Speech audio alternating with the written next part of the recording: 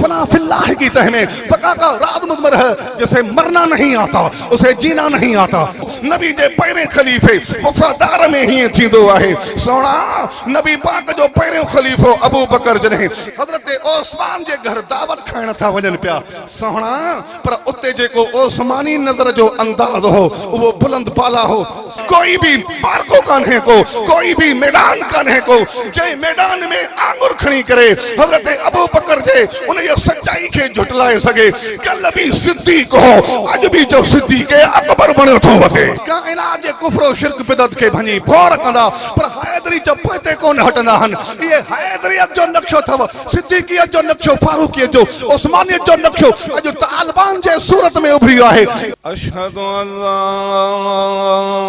इलाहा इल्लल्लाह वहदहु ला शरीक लहू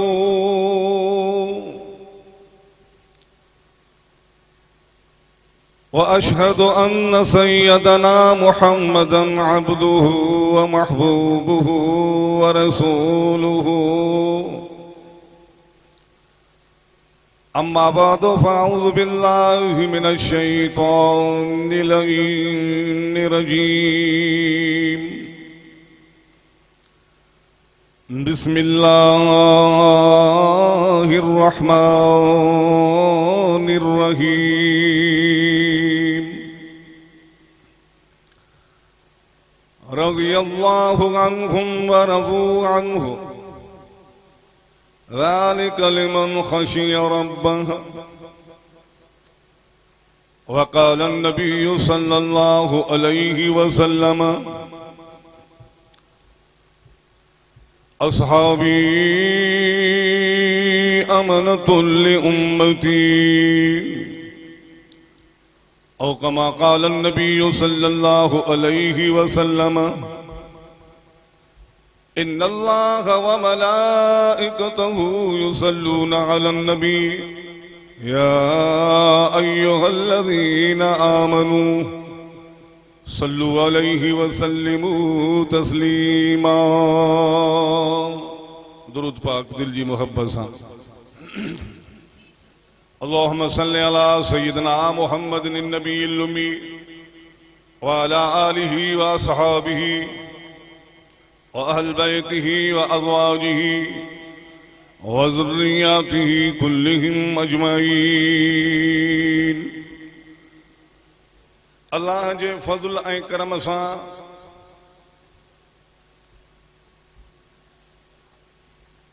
ऐं ठेड़ी शहर जे मर्दन मुजाहिदन मोमिनन जे दिली दुआन जे सदके में मोहतरम जनाब नादिर अली मदी साहब जे खुसूसी दावत ऐं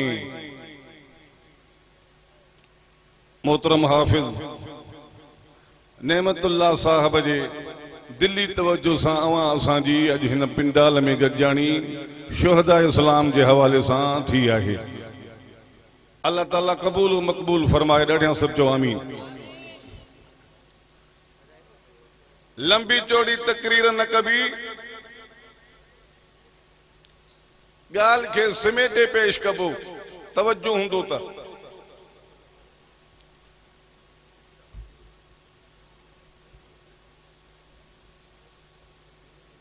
चार सिफ़तूं सदाकत, अदालत, हयाइयत ऐं शुजाअत ऐं प्लस में पंजी ख़िदमत, इहे नबी पाक सोहणे जो फैज़ हन।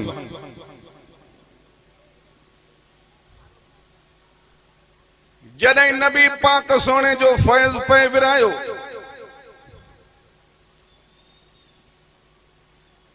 पोइ जंहिं जहिड़ो कनेक्शन चो ॻंढियो उनखे उहो फैज़ चो मिलियो।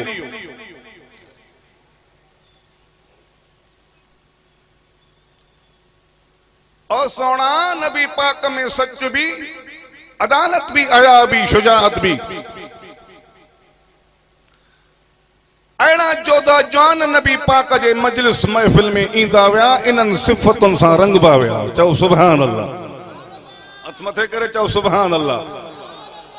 गजी ऐं गजी करे बुलंद आवाज़ सां चओ सुभान अल्लाह।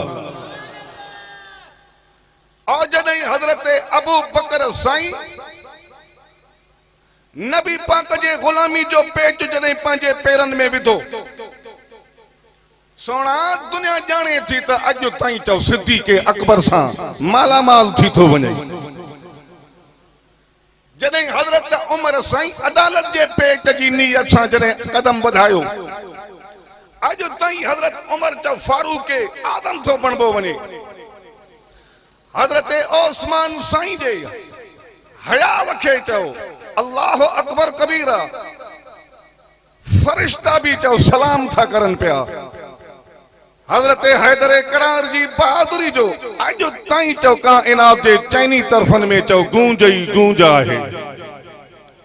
अर्ज़ कयुमि तवज्जो कर, अदालत अदालत, सदाकत सदाकत, हयाइयत हयाइयत, जुरत जुरत आहिनि। ये सब चओ सिफ़तूं नबी पाक साईं जे तरफ़ों चओ हे अतियो इनाम ऐं फैज़ ई फैज़ आहिनि।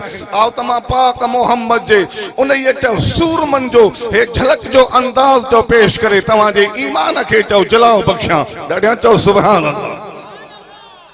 ओ हज़रत अबू बकर साईं, तवज्जो कजां सोना, ओ हज़रत अबू बकर सिद्दीक़ अकबर, तवज्जो।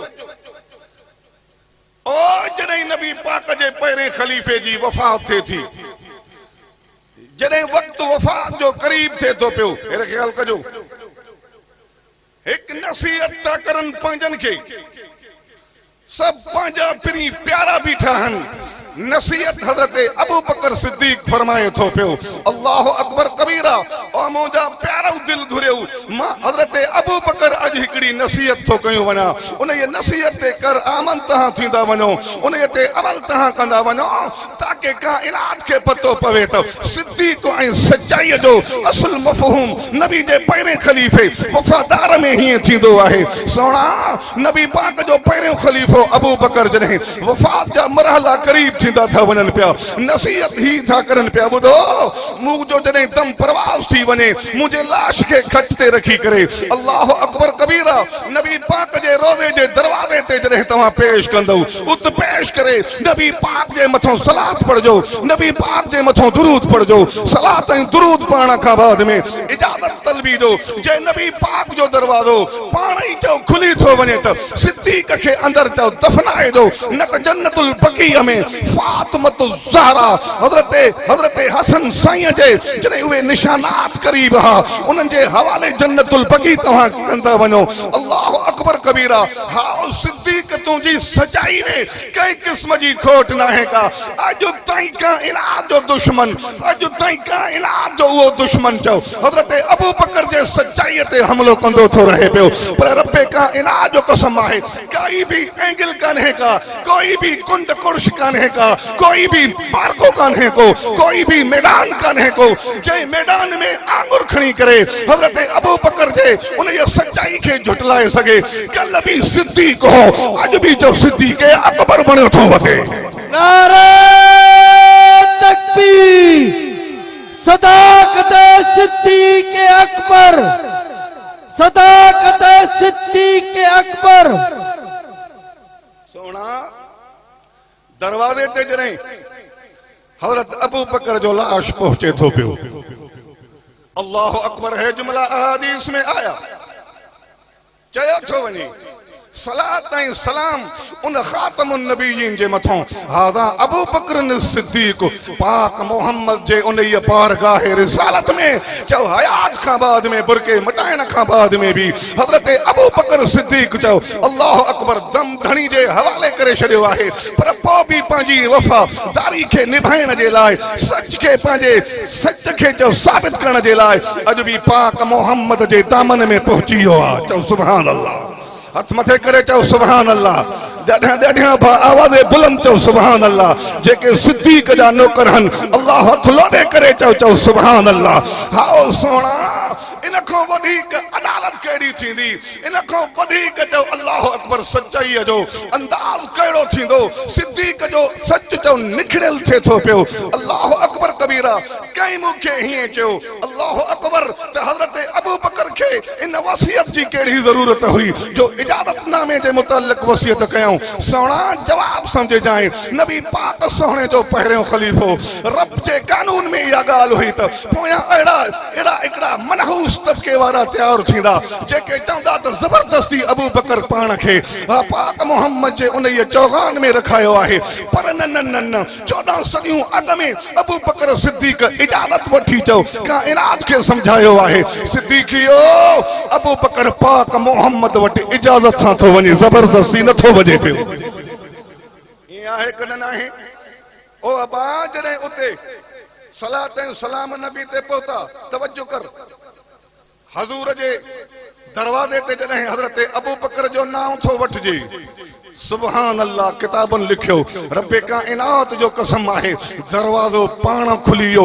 अंदरों एक आवाज तो अचे पियो त अदखिलुल हबीब इलल हबीब ओ उनैया मस्ताने दीवाने आशिक ऐं परवाने के न तड़पायो इंतजार कौन करायो इनैया के बल्कि हबीब सां मिलाईंदा वञो बल्कि महबूब सां मिलाईंदा वञो सच्चे आशिक के पंहिंजे माशूक सां चओ मिलाईंदा वञो रब्बे कायनात जो कसम आहे दरवाजो पाण खुली थो वञे पियो जॾहिं दरवाजो खुली थो वञे पियो पाक मोहम्मद जे पहलू में अॼु ताईं चओ हज़रत अबू बकर चओ भाकुरनि में पियो आहे कायनात वारनि खे चैलेंज थी कजे पई उन मतवालनि खे चैलेंज थी कजे पई उन सच जे खाट हणण वारनि खे सचाई खे निभाइण वारनि खे चैलेंज कई थी वने कोई माई जो लाल कायनात में अॼु ताईं कई मां अमर कोन पैदा कयो आहे जो सिद्दीक़ अकबर के पाक मोहम्मद जे भाकुर खां छॾाए सघे अॼु ताईं त अबू बकर सिद्दीक़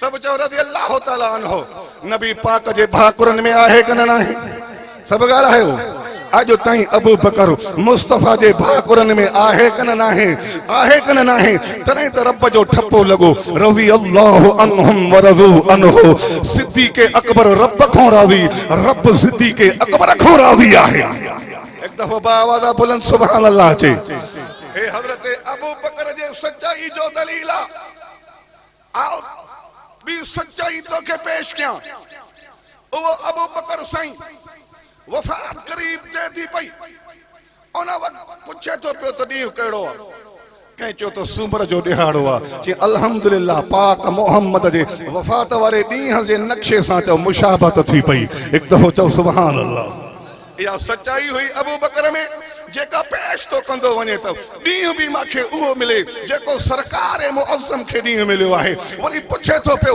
पाक मोहम्मद करीम खे 3 कपिड़ा ॾिना विया हा मुंहिंजे लाइ केतिरा कपिड़ा कफन जा तयार कया अथव ॾिसो वियो त 3 कपिड़नि जो इंतज़ाम थी चुको आहे चई अल्हम्दुलिल्लाह कपिड़नि कफन जे अदद में बि चओ अल्लाह अकबर कबीरा पाक मोहम्मद मुस्तफा सां मुशाबत थींदी थी वञे पई हा सिद्दीक़ तुंहिंजे सच खे अॼु हे सिद्दीक़ी हिन पिंडाल में सलाम भरण जे लाइ सब तैयार हन चवन था त हथ मथे करे हथ के लोॾे करे असां सिद्दीक़ अकबर जे सच खे अॼु निर्वार तरीक़े सां दिल्ली दुनिया में मञण जे लाइ अॼु हिन पिंडार में चओ गठिया नादर हुसैन मरी जे हिन कोठ कोठायल में हज़रत मौलाना नेमतुल्लाह साहब जे हिन कोठ कोठायल में अॼु बरसरे पीकार अॼु हे मोमिन चई रहिया आहिनि दिल जे खुलूस सां दिल जे अंदाज़ सां त सिद्दीक़ थींदो आहे सिद्दीक़ थींदो आओ त हज़रत उमर जी अदालत ते रोशनी विझां हिकु दफ़ो चओ सुभान अल्लाह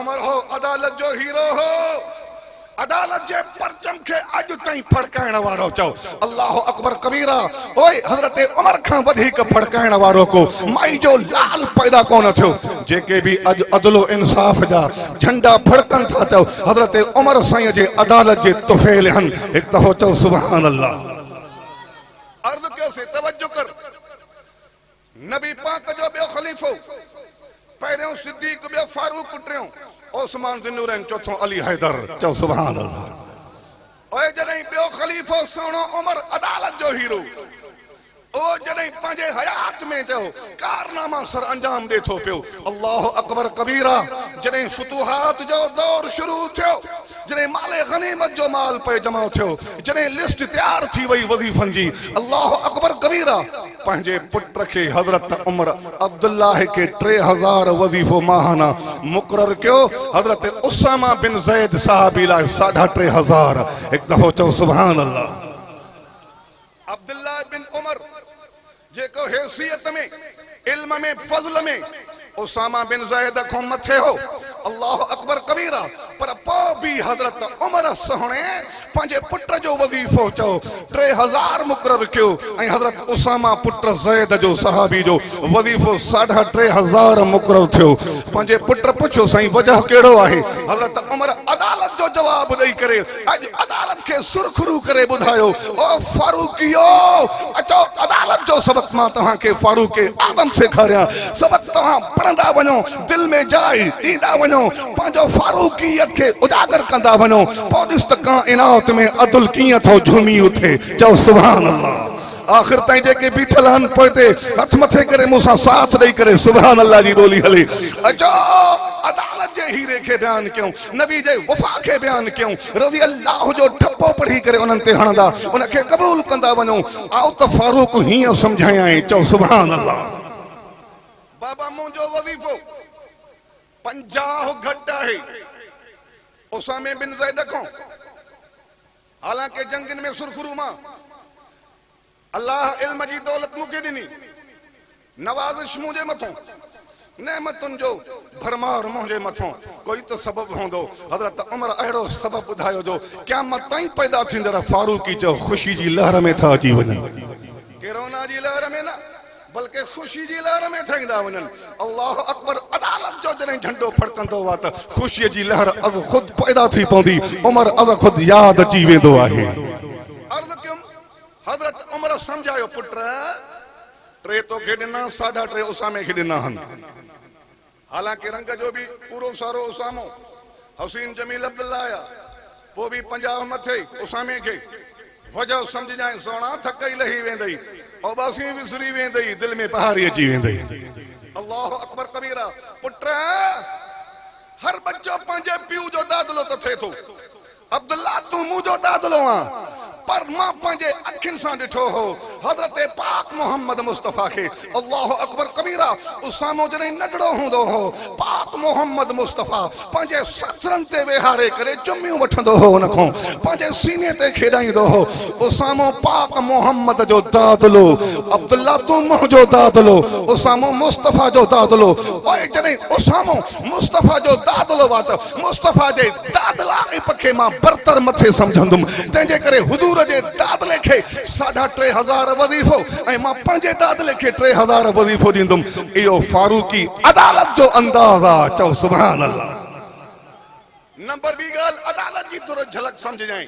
तवज्जो कर सोना, तवज्जो कजांइ। चंद ॻाल्हियूं अर्ज़ कंदुसि मां इंशाअल्लाहुल अज़ीज़। ॿियो अदालत जो झंडो हीअं फड़कायो हज़रत फारूक आज़म रज़ी अल्लाह ताला अन्हु। तवज्जो कर। नबी पाक सोहणे जी वेझी मिटियाणी बीबी आतिका आहे, वेझी मिटियाणी आतिका बीबी आहे ऐं शफा नाले सहाबिन हज़रत उमर जी वेझी मिटियाणी आहे। तवज्जो कर। हज़रत उमर न्यापो मोकिलियो बीबी शफा ॾे। साहिबिन चई मूं वटि चादरूं आयूं आहिनि, हिकिड़ी सुठी चादर तुंहिंजे लाइ मां वज़ीफ़े में रखी आहे। उहा संभरी आई। जीअं जो पुगी फारूकी अदालत में। अल्लाह अकबर। अॻे ई आतिका बीबी हाज़िर वेठी ही फारूक आज़म जे अदालत में। जॾहिं रुख़सत थियण लॻियूं हज़रत उमर साईं बेहतरीन चादर शफा खे न ॾीन जंहिंखे घुरायो हई, बल्कि आतिका खे सुठी चादर ॾिनी हई। कुझु घटि रक़म वारी चादर शफा खे ॾेई रवानो कयो हई। शफा चयो त मूंखे तो घुरायो, अदालत जो समंदर आ तूं, मूंखे तो घुरायो। सुठी चादर ॾियण जे बजाए तो मूंखे कसी चादर ॾिनी आहे। सुठी चादर तूं आतिका खे ॾिनी, बीबी खे ॾिनी आहे। वजह कहिड़ो आहे? अहिड़ो वजह उमर पेश करे थो पियो। रब्बे का इलाह जो कसम आहे जो अदालत जो मुंह मथो ई बुलंद थींदो थो वञे। हज़रत उमर अदालत जे हीरे फरमायो बुद्ध शफा तूं मुंहिंजी मिटियाणी आहे वेझी ऐं आतिका नबी पाक सोहणे जी मिटियाणी आहे। मां पंहिंजे मिटी चादरी ते अदालत जी तकादा इहा आहे त नबी पाक जी मिटीअ खे मां मथे थो सम्झां पियो। इन मथे हुजण जे करे मां सुठी चादर नबी जे रिश्तेदारी खे आतका के थो ॾियां पियो ऐं कसी चादर मां पंहिंजे रिश्तेदारी खे ॾियां थो पियो। इहो चओ पाक उमर जे अदालत जो चओ मंज़र आहे। हिकु दफ़ो चओ सुभान अल्लाह। आओ हज़रत ओस्मान जे हया वाले अदब दे। ओहो बा अदब ओस्मान हो जो मोमिनन जे दिलन जे धड़कन ऐं ओस्मानन जे दिलन जो नूर सुरूर हो। हिकु दफ़ो बा आवाज़ बुलंद आखिर ताईं सुभान अल्लाह। अर्ज़ कयूं ओ ओस्मान जिन के यके बाद दीगरे नबी पाक न्याणियों पे ॾिनियूं। तवज्जो थोड़ो कजां सोना हाज़िर बाश थी हज़रत ओस्मान जे अज हया खे जरकाए चमकाए पेश कयो थो वने। रब्बे का इनाद कसम आहे वो हज़रत ओस्मान रज़ी अल्लाह ताला अन्हु जॾहिं नुमाइंदो थी करे काफ़िरन दे मक्के दे वने थो पियो। हुदैबिया जे मकाम ते जॾहिं नबी पाक खे रोकियो थो वने उमरे खां, जॾहिं उमरे जे बुनियाद ते रसूल वने पियो, रुकजी पिया हुदैबिया मैदान ते नबी नुमाइंदो मोकिले थो पियो, कासिद ओस्मान खे मोकिले थो पियो। हज़रत ओस्मान मक्के पहुतो आहे, उन्हनि काफ़िरन मुर्तदन सां ॻाल्हाए थो पियो, उन सां हे अंदाज़ पेश करे थो फ़क़त उमरो नबी कंदो जंग कोन थींदी। अल्लाह अकबर। काफ़िरन चयो ओस्मान तुंहिंजे नबी खे उमरो करण कोन छॾींदासीं, तूं हिकु न भले सवें उमरा कर तोखे इजाज़त है। ॿुध जवाब हयादार ओस्मान जो सोहणा। हयादार ओस्मान तो फरमाए पर इन खां अॻु में मां झलक ॿुधायां हेॾे सहाबा में फरपोट इहा पइजी वई त भला भाग ओस्मान जा आहिनि जो हज़रत ओस्मान त उहे उमिरि जे चकरनि जा मज़ा त माणींदो, असां रुकावट में पइजी वियासीं, रहिजी वियासीं, अफ़सरदा थी पिया, ग़मगीन थी पिया। नबी पाक सबब सम्झी वियो। तवज्जो कर हुज़ूर सहाबा खे घुराए करे फरमाए थो सहाबो मां ओस्मान खे ॼाणियां थो, मां ओस्मान खे समझी सघां थो पियो। ओस्मान उहा हैसियत है, उहो हयादार ऐं बाअदब सहाबी आहे जो पाक मोहम्मद जे हाज़िरी खां बिना हिकु फेरो बि चओ कोन पाईंदो। इहो ओस्मान जो हया ऐं अदब आहे। चओ सुभान अल्लाह। हिकु फेरो बि रसूल फरमायो, बिल्कुलु हिकु फेरो बि इहो बाअदब बाहया ओस्मान मां नबी मोहम्मद मुस्तफा को सभा चओ हिकु फेरो भी उमरे जो तवाफ जो कोन पाईंदो। इहो ओस्मान जो अदब ऐं हया जो गवाह नबी पाक मुस्तफा पाण थो बणिजे पियो। जॾहिं ओस्मान सोहणो, तवज्जो कजां, जॾहिं ओस्मान सोहणो रब्बे का इलाज जो कसम मां किसो कोता हो, जॾहिं वापसि वरायो थो वञे पियो, सहाबा था चवनि पिया अल्लाह अकबर कबीरा, असां त सम्झो होसीं तो उमरो पढ़ी पो आयो आहे। हज़रत ओस्मान तो फरमाए जेकॾहिं साल गुज़री वञे हा नबी मुस्तफा को सवा हिकु चक्कर भी न काटियां हा। चओ सुभान अल्लाह। उहो सोनो ओस्मान, तवज्जो कर, उहो सोनो ओस्मान हिकु झलक ॿुध, इंशाअल्लाह रूह ख़ुशि थी वेंदो। उहो सोहणो ओस्मान हिकु दफ़ो सब रज़ी अल्लाह जी झुंगार हली। चओ सब रज़ी अल्लाह अन्हु, रज़ी अल्लाह अन्हुम व रज़ू अन्हु। ॾाढियां चओ सुभान अल्लाह। उहो सोहणो ओस्मान, तवज्जो कर, अदब ऐं हया जो मक़ाम आहे। दावत करे थो नबी पाक सोहणे के साईं मुझे घर अची शरफ बख्शो मुझे घर के। अल्लाह अकबर कबीरा। नबी पाक सोहणो शेखैन सां गॾिजी करे, शेखैन अबू बकर सिद्दीक, शेखैन खां मुराद हज़रत उमर फारूक मुराद रसूल आहे। हज़रत अबू बकर सोहणो ऐं हज़रत उमर साईं नबी पाक सोहणे सां गॾु था दावत ते अचनि पिया। दाई ऐं मेज़बान ओस्मान आहे ऐं मेहमान बणजण जे लाइ नबी पाक सोहणे जी ज़ात अक़दस आहे। हेॾो अबू बकर साण आहे, होॾो फारूक आदम साण आहे। चुनांचे नबी पाक सिद्दीक ऐं हज़रत फारूक जे माइयत में गॾजाणीअ में हज़रत ओस्मान जे घर दावत खाइण था वञनि पिया। सोहणा पर उते जेको ओस्मानी नज़र जो अंदाज़ हो उहो बुलंद बाला हो। सॼो पंध जैसी ताईं हज़ूर पंध कयो पंहिंजे घर खां ओस्मान साईं जे घर ताईं जेके बि कदम नबी पाक विधा सभिनी कदमनि ते ओस्मान जी नज़र हुई। हिकु हिकु नबी जो खयल कदम गणंदी थो वञे पियो, हिकु हिकु नबी जे कदम खे गणींदो थो वञे पियो। अल्लाह अकबर। सहाबा था चवनि, अबू बकर पे चयो, हज़रत फारूक पे नबी खे चयो सोहणा ओस्मान खां त पुछो त हिकु हिकु विख ते नज़र छो पियो रखे। चओ सुभान अल्लाह। तव्हांजे हिकु हिकु विख ते नज़र ओस्मानी हुई। पुछोसि त सबब सही, आख़िर सबब कहिड़ो हो? उहो सबब ओस्मान खां नबी पाक पाण पुछियो। हयादार बा अदब अहिड़ो जवाब ॾिनो जो अदब ऐं हया बि ओस्मान खे सलाम पियो करे। चओ सुभान अल्लाह। हिकिड़ो दफ़ो हथ मथे करे ललकारे चओ सुभान अल्लाह। नबी पाक खे ओस्मान साईं जवाब ॾिनो, सोहणा वॾी ख़ुशनसीबी आहे जो नबी जी ज़ात अक़दस क़ुदसी आहे मुझे घर के शर्फ़े रहमत से मालामाल करे। मां वचन कयम नियत कयम मां अल्लाह अकबर चूंकि इन शुक्रगुजारी में जेको शुक्रानो मां अदा कंदुसि मां अजीब अंदाज में अंदाज मां पेश कंदुमि। मां सोना मां नियत कई इन शुक्राने में जो तहां मारे पिया चो जो मां नियत में रखियम मां नबी जे हिक विख ते हिक नबी जे हिक कदम ते नबी जे हिक नक्शे ते नबी जे हिक रंद ते आसमान चवे थो त हिक बानो आजाद कंदुम। हिक बानो मां साईं तमां जे कदम कदम ते आजाद करण जी नियत करे छड़ी आहे। जे 100 विखूं खयव 100 बाना आजाद जे 1000 विखूं खयव 1000 बाना आजाद आहिनि। अल्लाह अकबर कबीरा तॾहिं बि शुक्रानो घट नबी जो कदम मथे। चओ सुभान अल्लाह। आओ शुजात हैदर करार पेश करे दुआ घुरो। अली बहादुर बोलाऊं तो न था लो थी खिली जिन ने छड़ा सोहना चओ अली बहादुर छा ॾाढे हंध चओ अली साईं पक बोलाऊं तो न था पक्की ॻाल्हि आहे। अली साईं बहादुरनि जा फर्ज़ंद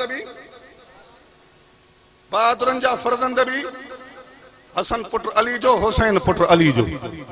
पक्की ॻाल्हि आहे पक्की ॻाल्हि। बहादुर हक़ जी ॻाल्हि खां हटंदो न आहे। जेका बेइंसाफ़ ॻाल्हि हूंदी आहे उनखे ठुकराईंदो आहे। ईअं जेका ॻाल्हि शरीयत जे ख़िलाफ़ हूंदी उहा परते फिटी कंदो पर अली खे सलाम आहे। अल्लाह अकबर कबीरा कहिड़ो सलाम आहे। थोरो तवज्जो कजां अली खे सलाम हिन करे चवां करियां थो मां जो अली जे सदके मां अबू बकर उमर ओस्मान समझी वतो आहे। कीअं जो जॾहिं मुसल्ले ते अबू बकर बीठो त पोयों कढ अली बि गवाह बणियो। वो बराबर सिद्दीक़ अकबर जी सदाकत खे चओ जे अली हैदरियत जी अंदाज में सलाम थो करे त सिद्दीक़ जो सच बरहाल आहे। बरकान पक 2.5 साल बि करे अली साईं गवाह बणियो त हज़रत सिद्दीक़ अकबर जी इमामत नबी जे मुसल्ले ते बरहका। चओ सुभान अल्लाह। वरी ईअं ई फारूक आज़म जे 12 सालनि में अली साईं पोयों बि हिस्से में तकबीर करे ॾेई करे साबित कयो त फारूक जी अदालत चओ बहाल आहे। समझे तो कोन तो समझे। ईअं ई ओस्मान जे दरवाजे ते पंहिंजे हसन बच्चे खे निगरान रखवालो चौकीदार बणाए करे काइनात खे ॿुधाए थो पियो त ओस्मान जो हया अदब चओ जिंदाबाद आहे। बोलम त न वरी तवज्जो कर। नबी पाक मिंबर ते मेरे ख्याल कजां थोड़ो नबी पाक मिंबर ते सहाबी ज़ैद बिन अरकम बुखारी में तो चवी रायत रसूल अल्लाह सल्लल्लाहु अलैहि वसल्लम अलल मिंबर वल हसन इब्न अली इला जानिबिही व युकबिल अलन नास मरतन व अलैहि उखरा व यकूलु इन इब्नी हादा सय्यदुन व ला अल्लाह अन युस्लिह बिही बैन फिअतैन अज़ीमतैन मिनल मुस्लिमीन औ कमा क़ाल नबी सल्लल्लाहु अलैहि वसल्लम। चओ सुभान अल्लाह। ज़ैद बिन अरकम साहबी तो फरमाई मां पंहिंजे अखियुनि सां ॾिठो नबी के मिंबर रसूल पंहिंजे ते मिंबर ते मां रसूल के ॾिठो। बुखारी जी हदीस आहे तवज्जो कर। नबी जे पहलू में हसन वेठो हो। चओ सुभान अल्लाह। चओ अहल बैत के भी सलाम आहे साहबा के भी सलाम आहे अहल बैत के भी है जमियत जो अदना खादिम अदना में अदना ऐं जमियत जो रखवालो खादिम आहियां। मां सलाम थो कयां साहबा अहल बैत खे। हिक अख साहबा बि अख चओ अहल बैत। चओ सुभान अल्लाह। वेठे नबी पाक हीअं फरमायो तवज्जो कजां नबी पाक कॾहिं नज़र विझे तो साहबा ते कॾहिं नज़र विझे तो हसन बच्चे जे मथों माना हिक अख नबी जी अहल बैत ते ॿी अख चओ साहबा ते। चओ सुभान अल्लाह। फरमायो वो यकूल फरमायो त हे जेको हसन बच्चो वा ही त सईद ऐं सरदार आहे। ओए सरदार कंहिंखे दुनिया चवे पर सरदार हक़ीक़ी उहो जंहिंखे मोहम्मद मुस्तफ़ा चवे। जॾहिं हसन सरदार बणियो तो हुजूर किरदार पेश कयो सरदार जो हकीकी किरदार समझ जाए। नबी जे बोली में बुखारी जे हदीस जे रवानगी में ज़ैद बिन अरकम जी शाहिदी में अल्लाह अकबर कबीरा नबी सरदार जो है किरदार तो पेश करे। ओए सरदार हीअं थींदो जे जो किरदार है हींदो। हुजूर फरमायो है तो सरदार आहे वला अल्लाह अन युस्लिह बिही बैन फ़िअतैन अज़ीमतैन मिनल मुस्लिमीन। माखे रब में उम्मीद आहे जॾहिं ॿ मुस्लमाननि जा जथा कंहिंजा मां भुलूं ता बुधो ब मुसलमानन जा कंहिंजा मिनल मोमिनीन जा लफ्ज़ भी आया बिन मोमिनन जा बिन मोमिन मुसलमानन जा कंहिंजा बिनी खे रसूल छा फरमायो मोमिन मुसलमान कोठियो। हुजूर फरमायो सरदार जो किरदार हसन सरदार आहे उन जो किरदार है आ। तवज्जो कर जे हसन या त पोइ नक्शो उहो धार जेको हसन साईं पेश कयो आहे रब जेको उनखे अता कयो। चओ सुभान अल्लाह। हसन जो किरदार है हुजूर फरमायो त उम्मीद आ पक रब में त हे सरदार बिन मुसलमानन जे वॾे गुरूहन में जॾहिं उन्हनि में लड़ाई थी पवंदी जंगो जिदाल थी पवंदो चओ ठाह करण लाइ हसन तैयार आहे। ॾाढा चओ सुभान अल्लाह। माना सरदार जो किरदार ठाह आहे न ला अल्लाह युस्लिह बिही इस्लाह कंदो ठाह कंदो अल्लाह ठाह कराईंदो बिही इन सदके बिन मुसलमानन जे वॾनि ग्रुपन गुरूहन में उहो चओ ठाह करण वारो केर हो अहल बैत जो हीरो चओ हसन हो। इतां पतो पियो त अहल बैत छा खे चइबो आहे। तवज्जो कर अॼु मां तोखे हिकिड़ी डिफरेंस मां तव्हांखे हिकिड़ी डिफरेंस तव्हांखे मां प्रैक्टिकली अंदाज़ में हिकिड़ी डेफिनेशन मां तव्हांखे अहल बैत जी ॿुधायां थो पियो।